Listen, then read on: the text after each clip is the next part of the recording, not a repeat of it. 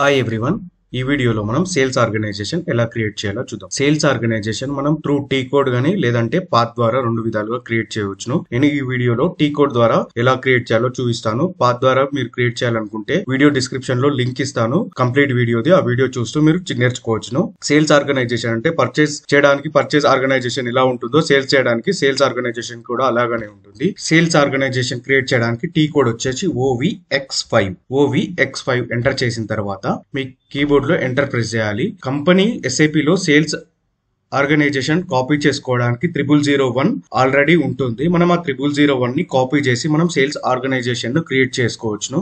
ఇక్కడ 0001 ఏదైతే కనిపిస్తుందో 0001 సెలెక్ట్ చేయండి. మీకు ఒకవేళ 0001 కనిపించకపోతే పొజిషన్స్ మీద క్లిక్ చేసి 0001 అని సెర్చ్ చేస్తే మీకు 0001 చూపించడం జరుగుతుంది. ఇప్పుడు దాన్ని సెలెక్ట్ చేసుకొని కాపీ యాజ్ ఐకాన్ మీద క్లిక్ చేసి మీరు ఏదైతే sales organization customized sales organization create చేయాలనుకుంటున్నారో ఆ సేల్స్ ఆర్గనైజేషన్ డేటాను 4 డిజిట్స్ గా ఎంట్రీ చేయాల్సి ఉంటుంది. కోడ్ ని నేను ఇక్కడ SA01 అని ఇవ్వడం జరుగుతుంది. ఇచ్చాక మీరు డిస్క్రిప్షన్ ఎంట్రీ చేసుకోండి.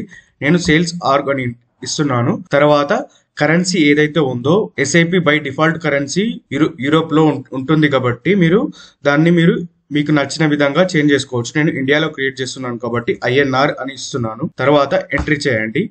ఎంటర్ చేసిన తర్వాత మీకు ఒక పాపప్ రావడం జరుగుతుంది. ఓకే చేస్తే మీకు అడ్రస్ డీటెయిల్స్ చూపించడం జరుగుతుంది. ఈ అడ్రస్ డీటెయిల్స్ ను మీకు నచ్చిన విధంగా ఫిల్ చేసి, నచ్చిన విధంగా అంటే మీకు మీ క్లయింట్ ఎవరైతే అడ్రస్ డీటెయిల్స్ ఇస్తారో అడ్రస్ డీటెయిల్స్ ను ఫిల్ చేయండి. కంట్రీ మీరు ఇండియాలో ఫిల్ చేస్తే IN అని ఇవ్వాల్సిన అవసరం ఉంటుంది. రీజన్ మీకు ఏ స్టేటో ఆ స్టేట్ కు సంబంధించిన రీజన్ కోడ్ సెలెక్ట్ చేయాల్సిన అవసరం ఉంటుంది. తెలంగాణ అయితే 36 కాబట్టి నేను 36 అని ఎంట్రీ చేస్తున్నాను.